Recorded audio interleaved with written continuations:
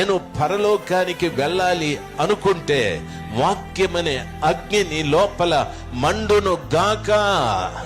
వాక్యమనే అగ్ని మండును గాక. నీవు పరలోకానికి వెళ్ళినప్పుడు మండుచున్న గొరివిలాగా వెళ్ళాలి, లేక ఆరిపోయిన కర్రలాగా కాదు. దయచేసి గమనించాలి, నిత్యము మండుతూనే ఉండాలి. వాక్యం వినినప్పుడంతా నీ లోపల వాక్యం అనే అగ్ని మండుతూనే ఉండాలి. మా పాస్టర్ గారు ఉన్నారు. మా పాస్టర్ గారు ఏమంటారంటే, నాయన మనం మండించాలి అని అంటూ ఉంటాడు. నేను అనుకుంటా, నేను మండి అయిపోయింది కానీ మీరు మండండి అని నేను అంటూ ఉంటాను. దయచేసి గమనించాలి, సర్వశక్తిమంతుడైన దేవుని సన్నిధానములో కూర్చున్న ప్రతి బిడ్డకు నా మనవి, మీరు ఏ సంఘము నుండి వచ్చారో, ఏ బోధను విని ఇక్కడికి వచ్చారో, ఏ బోధ అయినా వినండి, ఏ సంఘానికైనా వెళ్ళండి. పరలోకానికి వెళ్ళగోరే ప్రతి బిడ్డ మండుచున్న కొరివిలాగా మండాలి. దయచేసి గమనించాల్సింది, అయ్యా ఆదివారం నేను మందిరానికి వెళ్తున్నానయ్యా.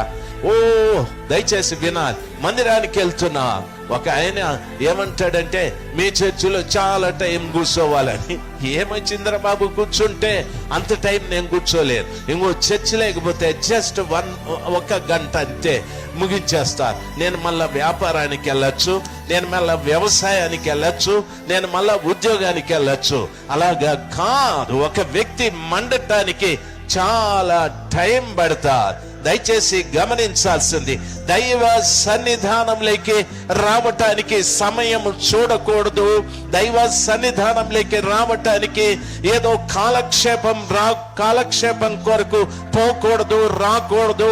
దేవుని సన్నిధానంలోకి వెళ్ళే ప్రతి బిడ్డ మండుచున్న కొరివిలాగా కాలుతూనే ఉండాలి.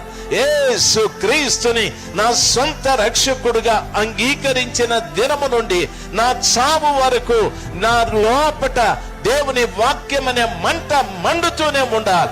ఏ కల్మషం నా లోపలికి రాకుండా, ఏ పనికిరాని తనం నా లోపలికి రాకుండా, ఏ అసూయ, ద్వేషం, పగ, ఈర్ష ఇటువంటివి ఏవి రాకుండా నేను కాల్చబడుతూనే ఉందును గాక. హల్లెలూయా.